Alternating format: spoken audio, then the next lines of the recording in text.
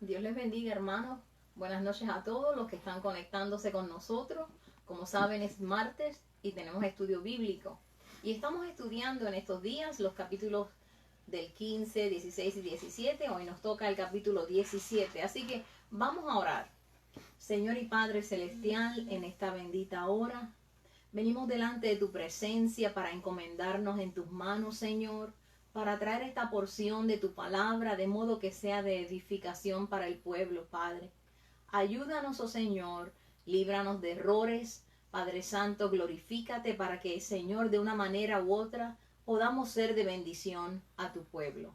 Está pues con nosotros aquí, Señor, y con nuestros hermanos en sus hogares. Por Cristo Jesús oramos. Amén. Bueno, según avanzamos en el estudio, vamos viendo el carácter del pueblo de Israel. Y les repito que estamos en el libro de Éxodo, capítulo 17. Y es que vamos viendo cómo el pueblo de Israel va demostrando su forma de ser, su forma de pensar, su comportamiento. Es un pueblo bien impaciente, dado a la codicia y a la murmuración. No valora la obra de Dios y olvidan rápidamente sus bondades. El Señor. Actúan como niños consentidos. Es como los niños que los papás los dejan hacer lo que quieren y creen que se los merecen todo, y cuando quieren algo y no se les da como lo quieren, rápido le entra la pataleta, como decimos nosotros, el tantrum. Bueno, pues Israel comienza a demostrar una conducta bien rebelde. Y lo manifiestan por sus quejas y por sus murmuraciones y acusaciones contra el líder que Dios levantó. Y aún llega al punto de atreverse a tentar a Dios y murmurar contra él. Es un pueblo verdaderamente malagradecido. Amados, tú y yo a veces somos así con el Señor. Nos creemos que somos los nenes favoritos de Dios, pero Dios no tiene hijos favoritos. Dios es justo. Pues este pueblo tenía fresco en su mente toda la grandeza de Dios, todas las señales y prodigios con que salieron.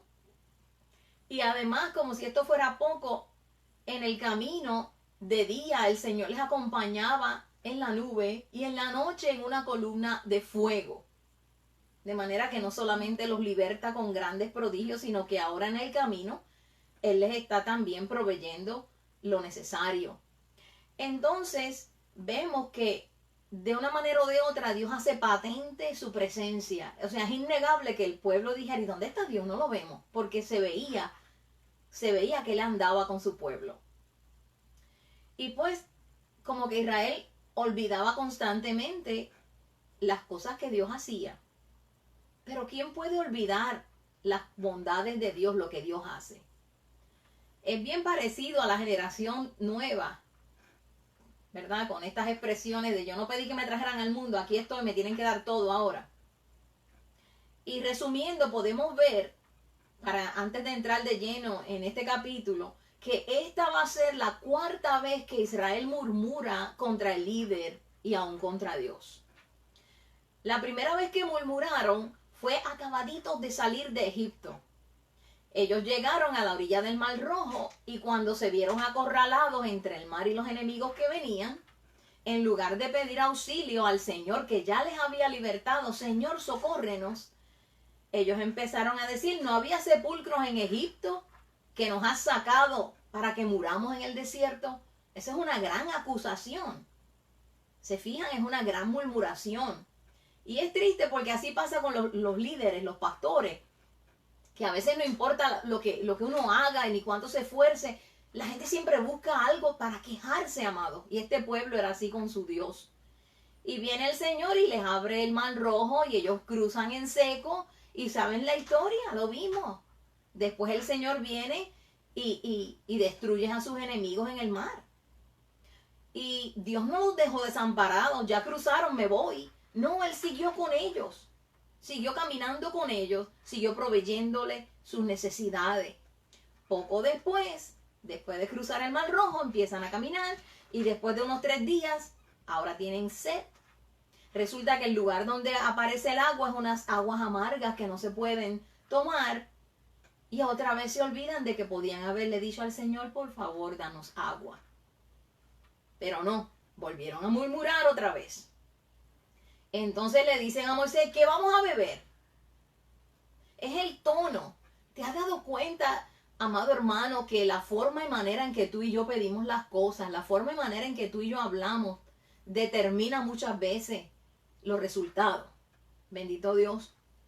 Entonces mira, el Señor es tan misericordioso que sanó las aguas de Mara. Mara quiere decir amargas, las tornó dulces. Pero como si esto fuera poco, los llevó a Elim. En Elim habían 12 fuentes y 70 palmeras, y allí acamparon, allí se gozaron y allí descansaron. Pues ¿sabes qué? Tan pronto salieron de Elim, el pueblo tuvo hambre. Y es interesante porque este es el capítulo de la semana pasada. Y en este capítulo vemos que Israel llevaba solamente mes y medio de haber salido de Egipto. Porque si usted se busca el capítulo 16, dice a los 15 días del segundo mes después que salieron de la tierra de Egipto. O sea, mes y medio. Y ya volvieron a murmurar otra vez. La tercera. Gloria a Cristo para siempre. Esta vez están murmurando contra Moisés y contra Aarón. Nos habéis sacado de este desierto para matar de hambre a toda esta multitud. O sea, están acusando a Moisés y Aarón. Nos sacaste para matarnos.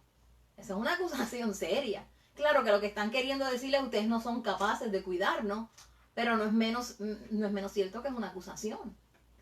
Y ahí no se quedó la queja.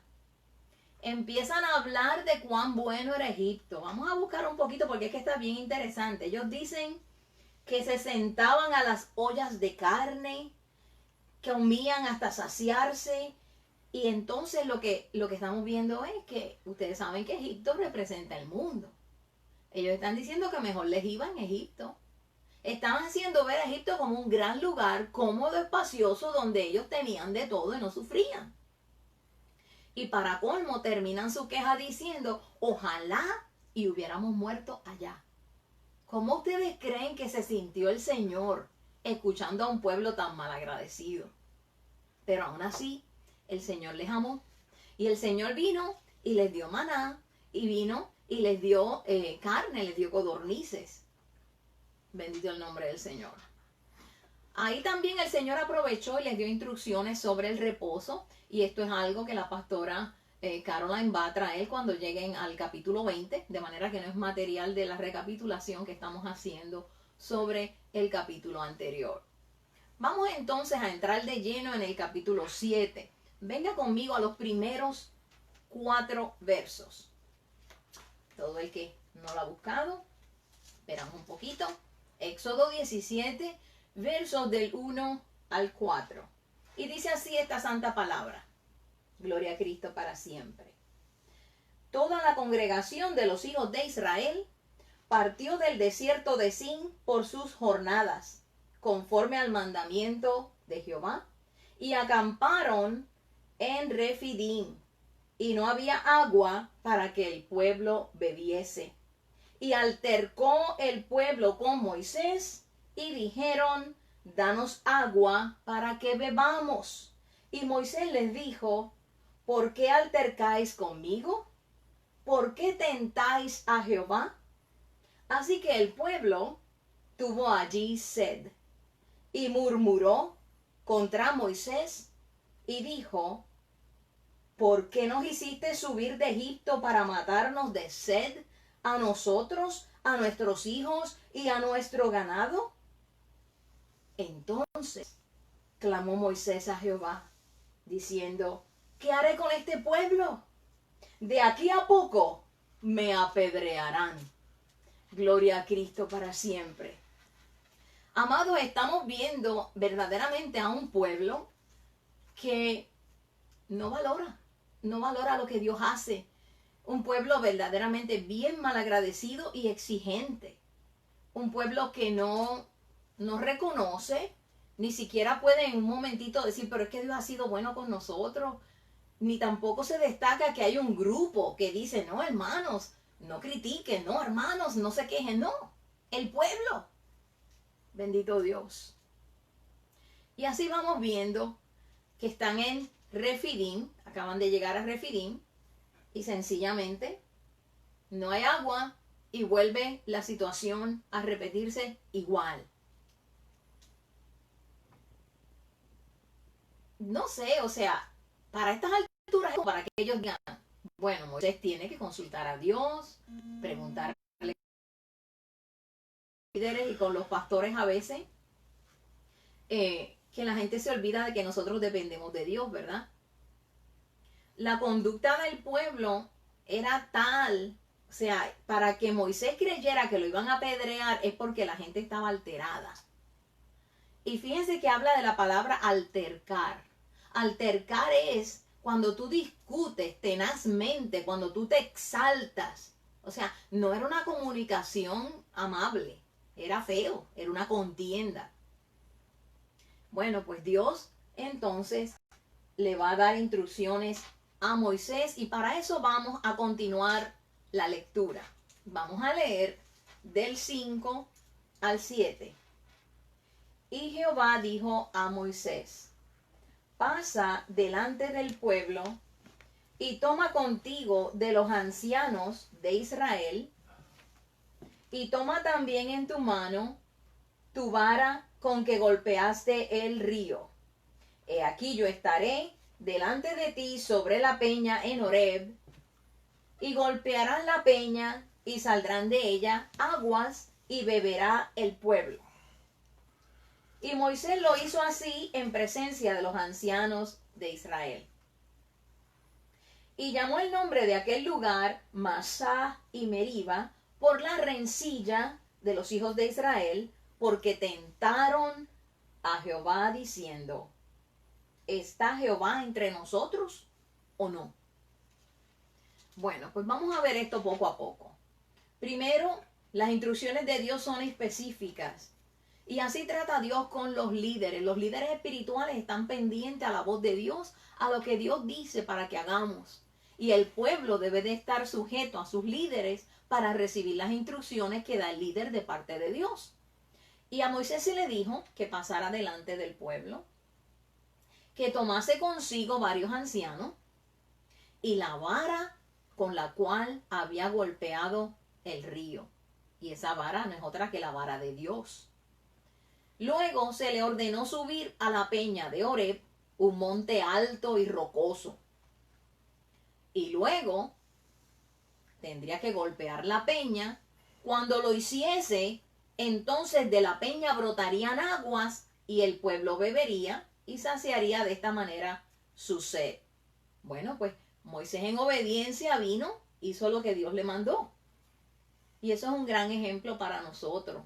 Independientemente de lo que el pueblo grite, vocifere, independientemente de la presión, por si acaso te quieren apedrear, tú haces lo que el Señor te ha mandado a hacer. Esto cuesta caro. Uno empieza a veces en el ministerio pensando yo atrás, bien contento, bien feliz, la gente apoyando y muy, muy cariñosos contigo y tú dices, wow, qué chévere. Hasta el momento en que lo que el líder trae no es lo que la persona espera. Algunos pues lastimosamente resienten, se enojan, se imponen, etc. Algunos se van, ustedes saben cómo es la historia. Pero lo importante es que el líder de Dios, el verdadero líder espiritual, va a honrar a Dios antes que a los hombres. Y tú, no importa lo pequeño que tú creas que tú hagas para el Señor, asegúrate que lo que tú haces honra a Dios y que estás haciendo su voluntad, aunque la mayoría de la gente no le guste. ¿Ok? Bueno, pues ¿qué pasa? En el trato de Dios con su pueblo, Dios usa elementos que son tipo parcial o temporal de la obra perfecta y permanente que Cristo haría más tarde. Y hemos explicado antes lo que es un tipo. El tipo es como una figura, como un modelo de algo mayor, más grande o perfecto que vendrá más tarde. De manera que el Señor constantemente usa esas figuras para ilustrar, porque si se dan cuenta, Dios está introduciendo a Jesús en el panorama poco a poco, porque más adelante se sabe que cuando se dijo esto, de Cristo era que se estaba hablando. Ok, pero eso lo vemos un poquito más adelante. Por ejemplo, en el capítulo pasado se le dio al pueblo a comer maná, ¿verdad? Y es el pan que bajó del cielo.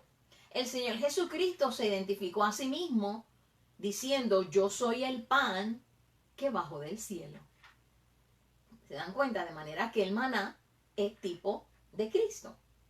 Y ahora estamos viendo una peña que se le instruyó a Moisés a golpearla porque al hacerlo iba a brotar aguas. Y esas aguas iban a salvar al pueblo para no morir. Iban a permitir su supervivencia. Pues obviamente la peña tipifica a Cristo, porque peña es roca. Y sabemos que el Señor Jesucristo es nuestra roca de salvación y de refugio. Vamos a 1 Corintios capítulo 10.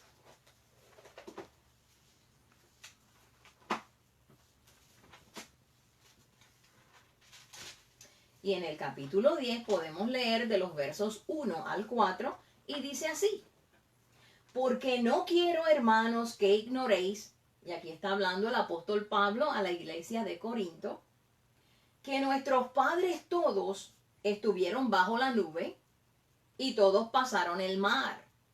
¿Les suena? Está hablando del pueblo de Dios en el tiempo en que salieron de Egipto y andaban por el desierto. Dice, y todos en Moisés fueron bautizados en la nube y en el mar. Y todos comieron el mismo alimento espiritual. Y todos bebieron la misma bebida espiritual, porque bebían de la roca espiritual que los seguía.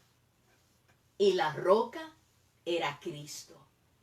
¿Vieron cuántos años después, tantos y tantos años después, el apóstol Pablo está enseñando y está aclarando que la roca es Cristo? Dice, pero de los demás de ellos no se agradó Dios, por lo cual quedaron postrados en el desierto. De modo que la peña tipifica a Cristo. Pero ahí no termina. Y de hecho es lindo porque si usted busca en los Salmos y en el Antiguo Testamento, hay muchas alusiones a la roca inconmovible. Y uno de mis favoritos es el Salmo 18:1, cuando dice, porque ¿quién es Dios sino solo Jehová? ¿Y qué roca hay como nuestro Dios? ¡Wow! Tremendo, ¿verdad? Bueno, pues esta peña fue golpeada y de ahí brotaron las aguas, como dije antes, y así el pueblo no murió. Así el Señor Jesús sería herido, golpeado por nuestros pecados, y de él brotaría ¿qué? La salvación que da vida eterna para todo aquel que quiera beber. Es fantástica. Usted busca en la palabra del Señor, usted se mete de lleno y usted va a encontrar cosas maravillosas. A veces uno ha leído y uno cree que va, porque y de repente Dios le permite entender cuán maravilloso significado tiene algo tan sencillo. La peña tenía que ser golpeada. Dios le pudo haber dicho a Moisés, háblale, y ya, o tócala, pero el Señor le dijo, golpéala. Y Moisés hizo lo que Dios dijo. Así que cuando Dios te diga que hagas, haz. Y así vemos, amados, cómo esa agua que sale de la peña también tiene un gran significado. También es tipo de Cristo.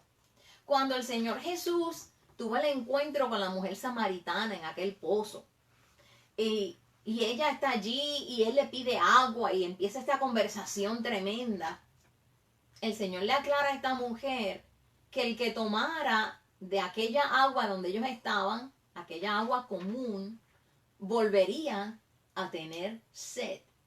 Pero que el que bebiera del agua que él daría, esa persona no volvería a tener sed jamás. ¡Wow! Tremendo, ¿verdad? De manera que vemos que el Señor es el agua viva, el agua que salta para vida eterna. Bendito el nombre del Señor. Dos grandes significados podemos ver ahí. en esa pequeña parte.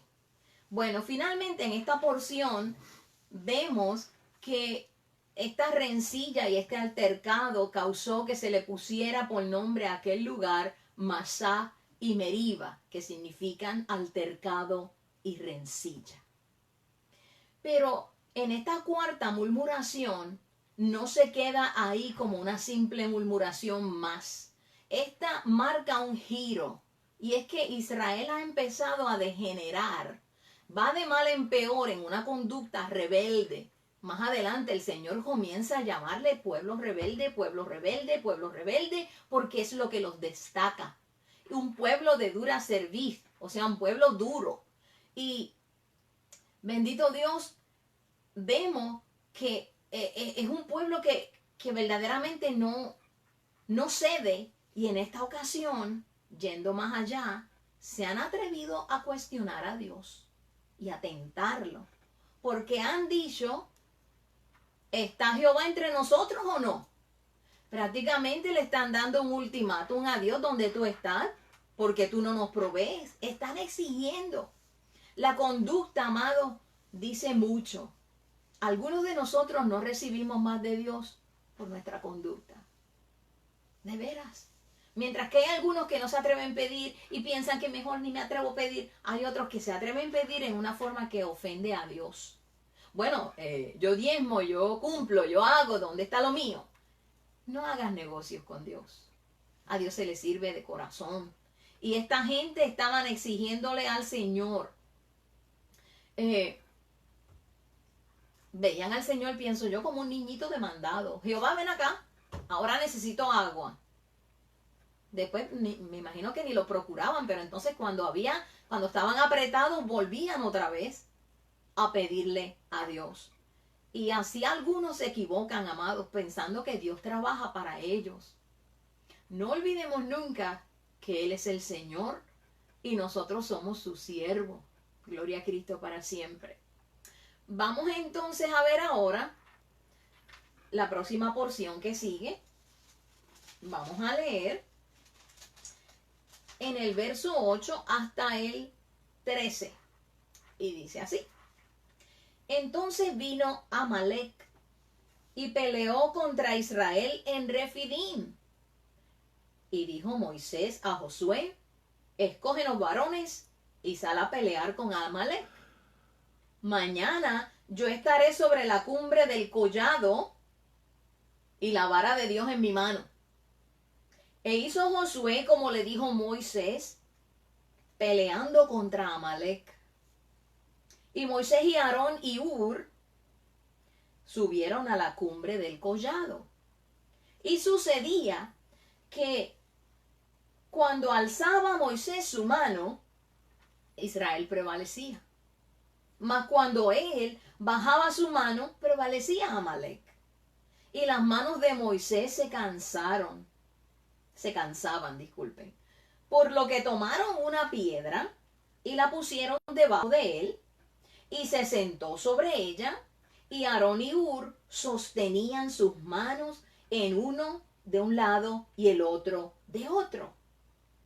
Así hubo en sus manos firmeza hasta que se puso el sol. Y Josué deshizo a Amalec y a su pueblo a filo de espada. ¡Wow! Todo estaba lo más tranquilo.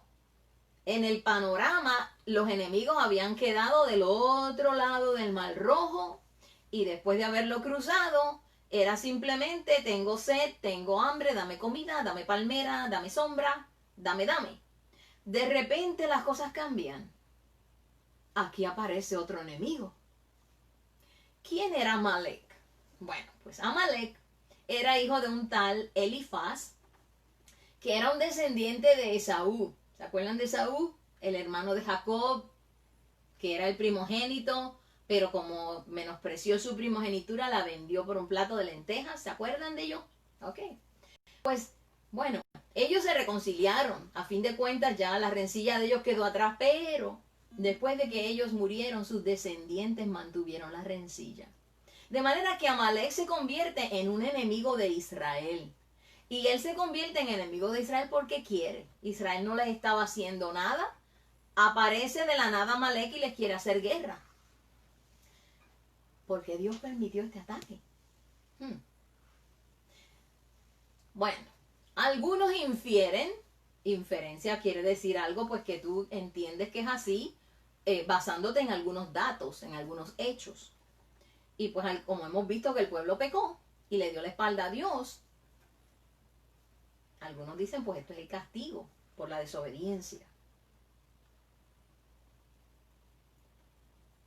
El pueblo ciertamente había pecado gravemente contra Dios, eso es innegable. Y hemos aprendido que cuando tú y yo estamos en pecado, tú no podemos hacer frente al enemigo. Bueno, como quiera, tenemos que venir a Dios. Pero lo que queremos decir es que no podemos salir adelante cuando andamos mal con Dios.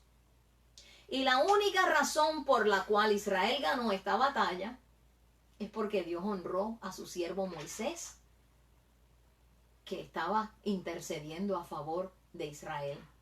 Amado, y esto es así. Muchas veces las iglesias subsisten por los 2 o 3 que doblan rodillas y son fieles a Dios. Porque verdaderamente la obra de Dios, muchas veces la gente se confunde, la gente como que se descuida y las iglesias se convierten en clubes y el servicio de Dios escasea. Pero el pasarlo bien, comer y beber, todo el mundo llega, pero para el ayuno, para la oración, para el servicio, allá no aparecemos. Y este pueblo, sinceramente, Dios era simplemente para proveer. No vemos una relación personal todavía. Bendito sea su nombre. Bueno, amados, vemos en este capítulo, en esta parte, que los líderes tienen que saber cuándo y cómo actuar. Fíjense que no dice que Moisés se fue corriendo a llorar y a orar y a esperar, sino que había una guerra al frente y había que hacer ¿qué? Había que actuar, había que hacer algo, ¿no? Pero obviamente eso no quiere decir que no vamos a consultar a Dios. Y Moisés sabía, cuando tú tienes comunión íntima con Dios, tú te das cuenta de las cosas. No se te hacen tan ajenas, tan extrañas. Y amados, vemos aquí que el trabajo de un líder es bien cuantioso. Hay mucho que hacer. Usted podrá ver a los pastores que llegan planchaditos, lo más bonitos, y están con ustedes un ratito, pero usted no ve el trabajo que hay en las casas. Usted no los ve cuando están en la oración, cuando están intercediendo, cuando están sufriendo un mensaje porque quieren que Dios hable de acuerdo a la necesidad de la iglesia, para corregir lo que hay en la iglesia. Bendito sea el nombre del Señor, para levantar al que ha caído en la iglesia, para tantas cosas. Y obviamente el líder necesita ayuda para poder mantener su enfoque en su ministerio, para poder evitar distracciones, porque los líderes no pueden estar en todas partes haciéndolo todo. Y obviamente Moisés tampoco fue la excepción. Y él sabía que él necesitaba ayuda, de manera que había que delegar. Pero cuando los líderes, obviamente los líderes espirituales, los ministros, los pastores, cuando nosotros delegamos, no podemos delegar en cualquiera. Si se trata de guerrear, si se trata de batalla, yo voy. A mí me gusta pelear. Eso no es lo que Dios quiere. El Señor está buscando. El Señor tiene sus requisitos, sus cualificaciones, y el líder, el pastor, quien sea que está al frente de un pueblo, tiene que asegurarse de que es conforme a la voluntad de Dios esa persona en quien él o ella va a delegar. Gente capaz, gente seria, comprometida con el Señor, gente de buen testimonio, gente llena del Espíritu Santo. Y pues eso es lo que hizo Moisés, y le puso los ojos a Josué y le comisionó para que se encargara de buscar hombres idóneos para guerrear, para pelear. O sea, Josué, vete a guerrear, vete a pelear esta batalla, no es a lo loco, es quienes pueden pelear, quienes son idóneos para esto. A veces en las iglesias pasa mucho esto también, todo el mundo quiere hacer cosas que honestamente para lo cual no son buenos. Y tenemos que ser verdaderamente humildes en reconocerlo. Usted nunca me ha visto a mí a cargo de los niños. porque yo no tengo la gracia, ¿verdad?, necesaria para trabajar con ellos y llevarlos a bien. Pero obviamente hay hermanas y hermanos que tienen una habilidad preciosa. Pues gloria al Señor. Y cada uno de acuerdo a lo que Dios nos ha dado. Bueno, pues de esto aprendemos de los apóstoles, porque cuando pasó el problema, que de hecho fue una murmuración, de que las viudas griegas no estaban siendo bien atendidas en el Nuevo Testamento, en la iglesia cristiana naciente, ¿qué hicieron los apóstoles? Era que no se les estaba dando la atención, las comidas de ellas. Ellos nombraron a 7 diáconos para que se encargaran de esto, de modo que ellos pudieran persistir en la oración y en la enseñanza y predicación. No era que no les gustaba servir las mesas, eso no es. No se menosprecia el servir las mesas, no se menosprecia el hacer la limpieza, no se menosprecia nada. Todo es importante, amado. Tanto así que para ser diáconos y servir las mesas, los requisitos eran bien altos. Volvemos a lo mismo. Gente seria, gente madura, gente espiritual, de buen testimonio, lleno del Espíritu Santo. ¿Vieron? Bueno, pues, obviamente, así comisionó Moisés a Josué, y fue Josué e hizo el trabajo que se le encomendó. Y es cómico porque mientras que él va allá, le dice Moisés, yo voy para la cumbre del collado con la vara en la mano, ¿verdad? Entonces cualquiera dirá, bueno, así cualquiera, este líder me manda a mí a guerrear, pero él se va para allá. No, amados, a veces nosotros nos cuestionamos las cosas porque no entendemos. Y muchas de las quejas, muchas de las murmuraciones, muchos de los chismes que se dan específicamente en el pueblo de Dios, es porque la gente habla de lo que no conoce. Analice a Moisés. Él es la persona que Dios puso al frente y se convirtió en un mediador entre Dios y el pueblo, porque el pueblo no había quien pudiera meterle mano. Intercediendo ante Dios, el favor de Dios, Dios le daba la palabra a Moisés, Moisés la traía al pueblo. ¿Creen ustedes que era correcto exponer al líder a la guerra? No, no había sabiduría en eso. Segundo, Moisés ya estaba avanzado en edad. ¿Sabían eso? Claro que le quedaba vigor y claro que lo vemos haciendo guerras. Pero una cosa es hacerlo cuando quizás no hay otra oportunidad o cuando Dios te dice, mira, esto en particular ve tú, a que Él se hiciera cargo de algo, que amados, en todo lugar el ejército está compuesto por gente joven, ágil, gente que se puede mover, gente que puede correr, gente que puede verdaderamente usar su físico. De manera que hay sabiduría en lo que Moisés hizo y no dudamos que Dios lo guió a hacerlo así. También, si analizamos bien, en una guerra espiritual o de la que sea, o sea, en el caso nuestro, los negocios nuestros son espirituales.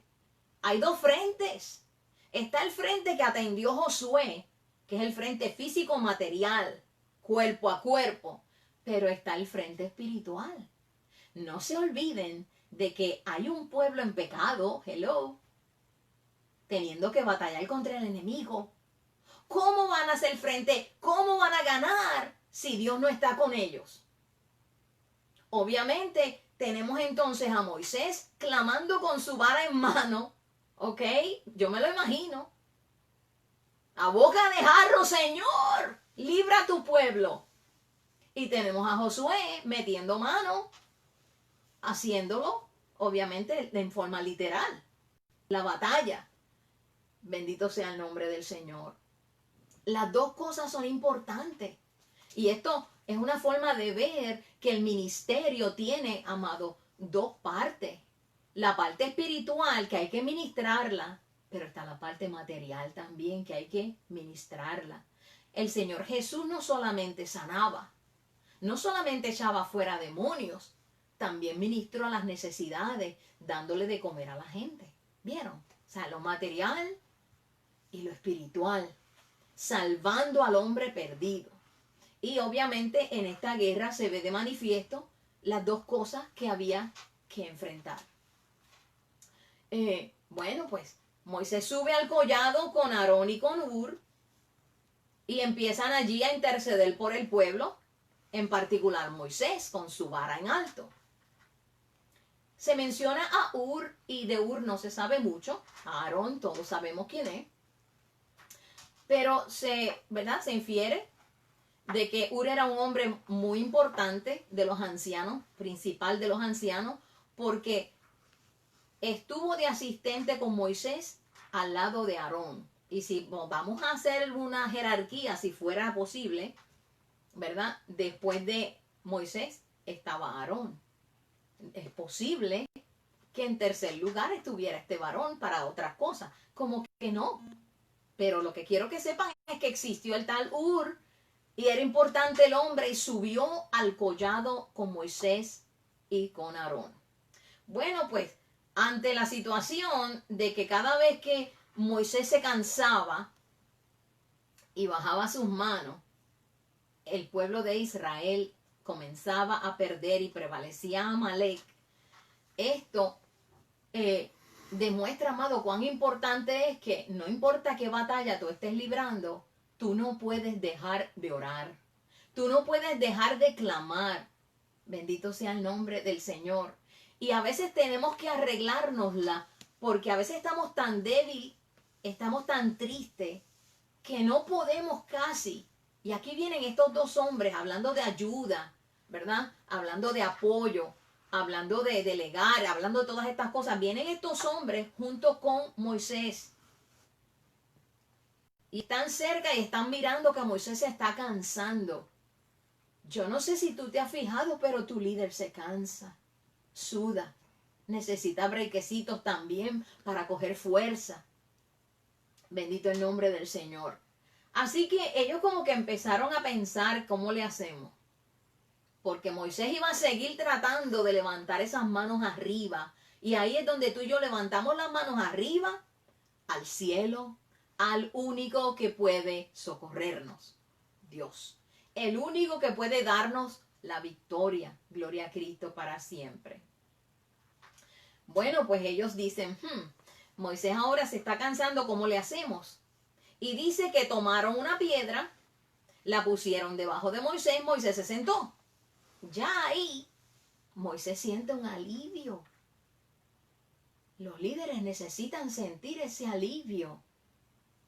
Y esto se puede traducir a todos los niveles, en la relación del marido con la mujer, en la relación de los hijos con los padres. A papá hay que darle su break, a mamá también, no cocines hoy.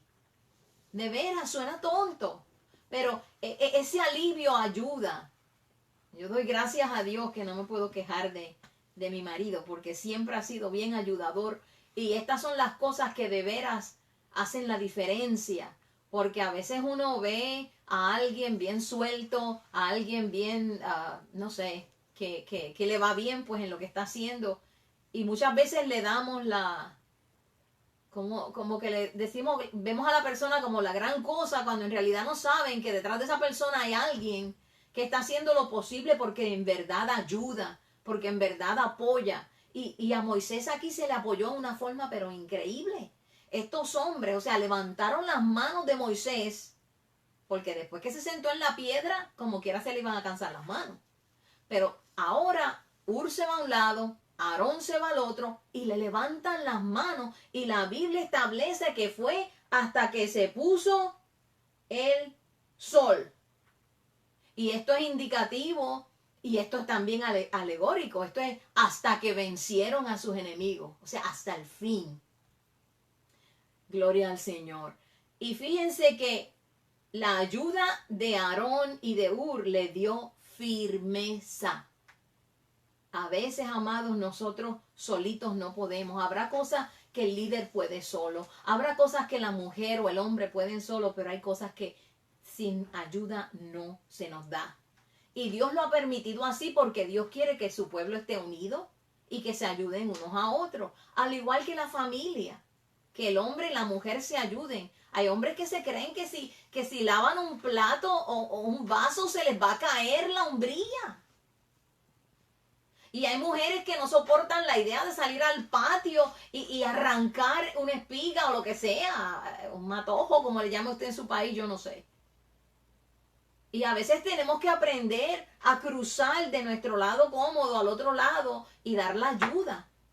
Bendito sea el nombre del Señor. Así que Aarón y Hur son ejemplos de gente dispuesta, gente esforzada que ayuda al líder a sobrellevar la carga. Y fíjense que dije sobrellevar, porque la Biblia nos enseña que cada cual llevará su propia carga.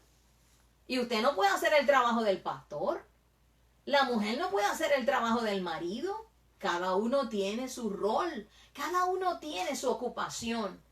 Pero eso no quita que cuando haya necesidad, usted venga corriendo a ofrecer lo que tiene. Amén. Ok.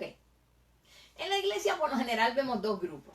Está el grupo que es parte de la solución y está el grupo que es parte del problema. Sería bueno nosotros reflexionar sobre en dónde tú y yo estamos parados, en qué grupo tú y yo militamos. Somos nosotros de los que incitan al enojo, a la contienda, en lugar de cubrir la falta, como hablábamos en el fin de semana, echarle leña al fuego. Tú sabes lo que dijo fulano, mira, dijo esto, y ahora qué vas a decir. No, amados, el pueblo de Dios no hace eso. Es muy feo. Pero hay gente en la iglesia de Dios, como lo hay en todo lugar, que en lugar de ser parte de la solución, de echar adelante, son parte del obstáculo, de la obstrucción, del problema, de la murmuración y de la queja. Bueno, pues vemos que Josué, que va a empezar a verse más y más, se encargó de aquella parte física, material, mientras que Moisés acá, con Hur y Aarón, se encargaban de la parte espiritual. Pero ¿quién era Josué? Pues Josué era hijo de un tal Nun de la tribu de Efraín. Y se va a empezar a destacar y usted lo va a ir viendo más y más. No le quiero adelantar para, ¿verdad?, no quitarle el gozo cuando llegue y usted lo vea. Pero sí, se va convirtiendo en un líder. Antes de llamarse Josué, se llamaba Oseas. Pero Moisés le cambió el nombre y Josué quiere decir Jehová salva. Y él siempre estuvo ayudando a Moisés y cerca de Moisés, y usted lo va a ver que él no le pierde ni pie ni pisada al líder. Pero amados, es como una fidelidad, es un servicio a Dios, es un amor, no es por interés. Que también eso se ve bien feo en muchos lugares, donde la gente anda con otra por lo que puedan sacar, y no es que están sirviendo porque desean servir. Amados, alejémonos de todas estas cosas que dañan. Y sirvamos a Dios con todo lo que tenemos, porque cuando tú y yo servimos a Dios con todo lo que tenemos, Dios no se hace esperar para bendecirnos. Y él siguió creciendo, destacándose. Imagínense, ya Moisés lo puso al frente de su ejército. O sea, miren a Israel como lo que es. Claro que era un pueblo, pero ahora se está convirtiendo en una verdadera nación en donde tiene que tener sus líderes, tiene que tener su gobierno y más adelante vamos a ver, obviamente tiene que tener su ejército. Pues obviamente ya vamos viendo cómo se perfila Josué. Bien entregado y bien fiel. Perdón. Bueno, pues entonces aquí vemos que ganaron la batalla. Y ganaron la batalla y Dios está mostrando muchas cosas. Ganaron la batalla porque yo escuché a mi siervo Moisés. Ganaron la batalla porque Josué fiel, que estaba entregado en las cosas de Dios, estaba al frente del ejército. Fíjate para que tú veas. Dios escucha el clamor de Moisés y liberta al pueblo cuando estaba en Egipto. Ahora lo vemos que defiende al pueblo de su enemigo y le da una victoria, amado, como todas las cosas que Dios hace con nosotros, bien inmerecida. Pero Dios mostró algo que toda la vida nos va a mostrar, que Él no es como nosotros. Nosotros somos malagradecidos, nosotros nos olvidamos de Dios, Dios no se olvida de nosotros y Dios es fiel. aunque tú y yo seamos infieles, la palabra dice, Él permanece fiel, Él no puede negarse a sí mismo. Ese es el Dios al que tú le sirves, amada iglesia. Bueno, pues entonces, en los últimos versos de este capítulo, vamos a ver cómo trasciende. Vamos a leer ahora de los versos 14 al 16. Y dice así: Y Jehová dijo a Moisés, escribe esto para memoria en un libro.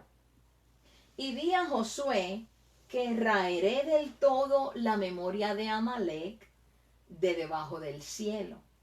Y Moisés edificó un altar y llamó su nombre Jehová Nisi. Y dijo, por cuanto la mano de Amalec se levantó contra el trono de Jehová,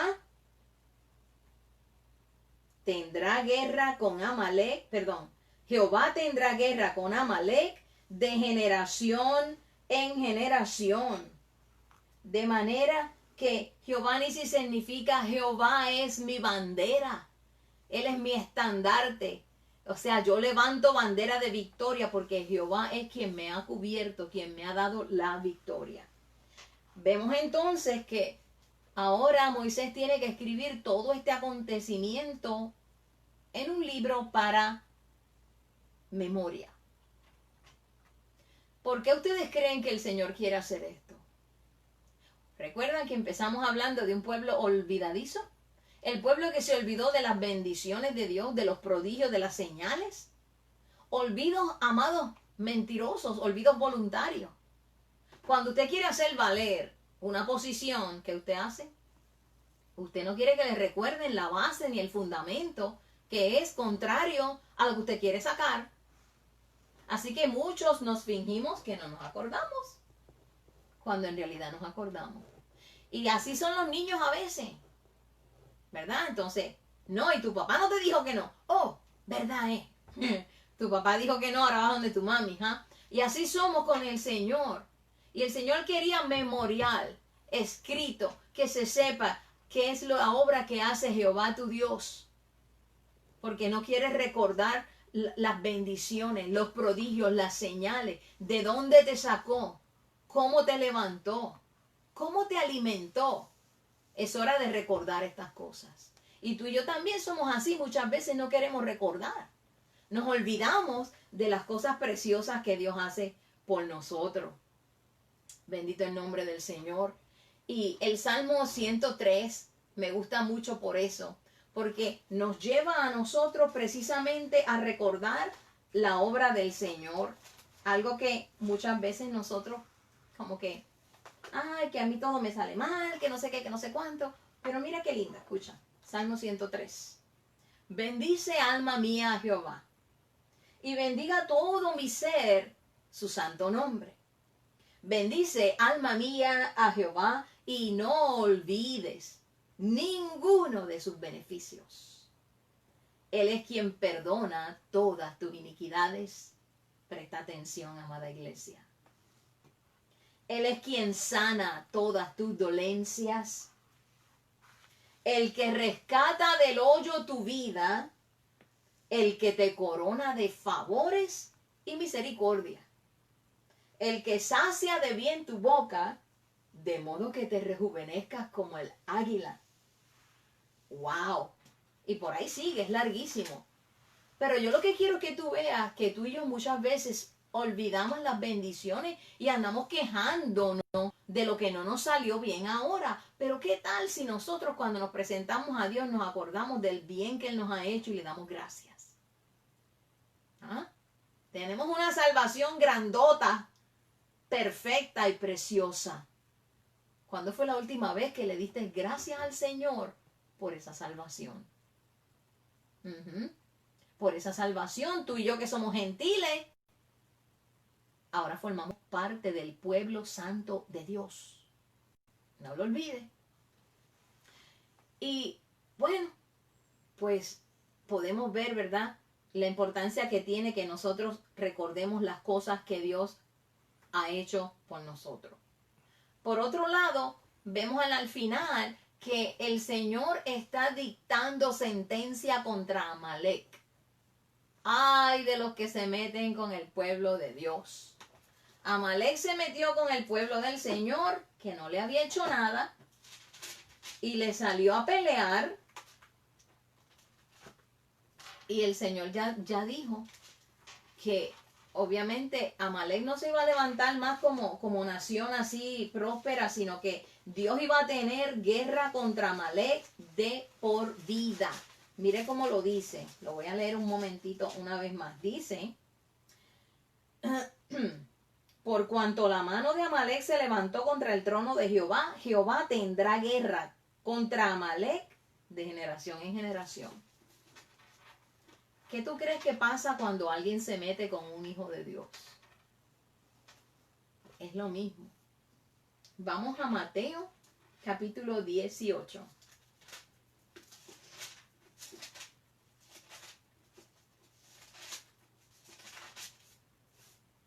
Y vamos a ver los versos 6 y 7. Dice, y cualquiera que haga tropezar a alguno de estos pequeños que creen en mí, mejor le fuera que se colgase al cuello una piedra de molino, de asno, y que se hundiese en lo profundo del mar. Ay del mundo por los tropiezos, porque es necesario que vengan tropiezos, pero ay de aquel hombre por quien viene el tropiezo.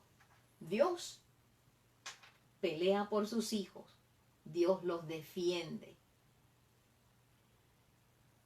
Y es bien importante que tomemos en cuenta estas cosas, porque fíjense la justicia de Dios.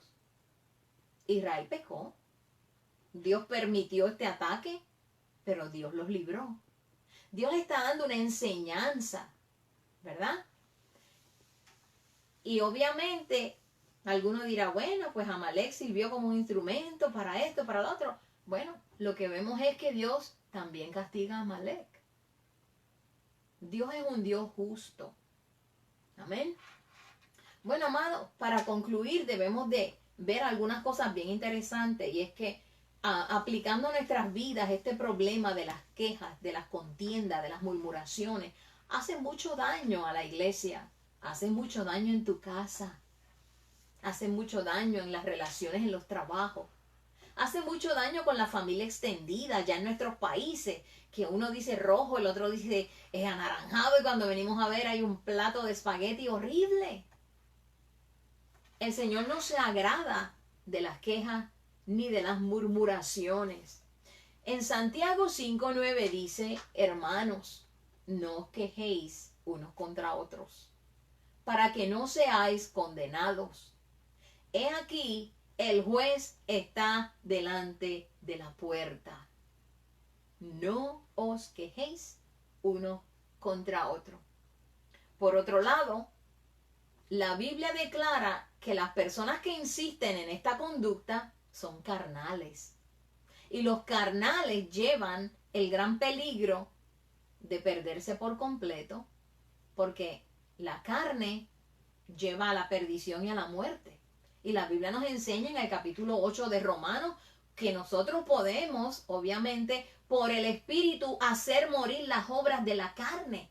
¿Y cuáles son esas obras de la carne? Hay muchísimas, pero la murmuración, las quejas y el chisme son unas de ellas. De manera que estas contiendas y estos chismes dañan al pueblo de Dios. Si alguien le trae a usted algo, atrévase en el nombre del Señor y dígale, no me traiga. No me traiga eso, hermano. Si a usted le preocupa esta situación, ore por el hermano. ¿Usted cree que esto es demasiado importante? Lléveselo a los pastores. Y de esta manera cortamos esta cosa. Nosotros por tradición, por todos estos años, gracias a la misericordia de Dios, no hemos tolerado el chisme en la iglesia. ¿Usted me viene a traer algo? Oh, sí. ¿Estás dispuesto a repetirlo delante del hermanito? Y así se le cortan las patitas al enemigo, porque el enemigo le gusta sembrar cizaña. Y hay alguien que siempre tiene una idea mejor de cómo se deben hacer las cosas. Pero Dios nos ha dado líderes. Hijo que me escucha, tú tendrás mejores maneras de ver y hacer o pensar cómo se debe de correr tu hogar, pero todavía están tus papás al frente. Y tú tienes que honrarlo y respetar las reglas de la casa y obedecerle. A todos nos toca estar sujetos a alguien y obedecer. Así que, amados, vamos entonces para concluir a leer en 1 Corintios 3 sobre de esto que el apóstol Pablo se pronunció en la iglesia de Corintio, porque la iglesia de Corintio es bien interesante, una iglesia bien próspera, una iglesia que tenía los dones del Espíritu, una iglesia tremenda, pero lo que pasa muchas veces cuando tú y yo tenemos todos estos dones, talentos y atributos, se nos suben a la cabeza y se nos olvida que tenemos que darle cuentas a Dios. Y el apóstol Pablo siempre estaba recalcándole a los corintios que a pesar de toda la gloria, la flora y nata que tenían, eran carnales, estaban envanecidos y verdaderamente no tenían temor de Dios. Vamos a ver en el capítulo 3 de 1 de Corintios, en donde unos tenían favoritismos con otros y Pablo se metió. Dice: de manera que yo, hermanos, no pude hablaros como a espirituales, sino como a carnales, como a niños en Cristo. Os di a beber leche y no vianda, porque aún no erais capaces, ni sois capaces todavía. Porque aún sois carnales, pues habiendo entre vosotros celos, contiendas y disensiones, ¿no sois carnales y andáis como hombres? ¿Vieron? De manera que aquellos que insisten en la queja y la murmuración, usted dirá que me estoy saliendo del tema, pero créame que no me he salido ni un poquitito. ¿Saben por qué? Porque es que una cosa lleva a la otra. El que se queja, le gusta tener público que lo oigan. Y los que oyen, algunos se juntan al grupito. Y cuando venimos a ver, lo que tenemos es casa. A veces es tan sencillo como que el hermano hizo algo, la hermana fue y se lo dijo a la mamá, le añadió, cuando llegó el papá le añadieron más y se formó. No agrada a Dios la queja, no agrada a Dios la murmuración, no agrada a Dios el chisme, ni la contienda. Y eso destruye iglesias, amados. Damos gracias al Señor que no estamos padeciendo de eso en la congregación. Y qué bueno que viene esta enseñanza sin que esto esté mediando en la iglesia. Porque entonces esta enseñanza aprovecha más para atesorarla ahora que no está sucediendo. Porque cuando está sucediendo, entonces se enseña y muchas veces la gente reacciona y piensa que todo se dice por ellos. Amén. Así que, amados, hasta aquí el capítulo 17 del Éxodo. Vamos a orar para ser despedidos. Amén. Señor y Padre Celestial, te damos las gracias por tu palabra que está llena de vida. Padre, que alimenta, que sacia. Oh, mi Señor, que da gozo, que sana, que levanta, Padre mío. Te damos gracias porque tú nos las has dejado. Y esa palabra es luz, como dice la Escritura, lumbrera, Padre mío, en el camino. Te rogamos, Padre, que podamos ser capaces, Dios mío, de alimentarnos con ella, de asimilarlo, de hacerlo nuestro, de llevar al corazón esta enseñanza y anhelar con todo el corazón de ponerla por obra y hacerla nuestra. Oh Dios mío, ayuda a nuestros hermanos que puedan haber caído en alguna situación o han sido presas de engaños o trampas del enemigo.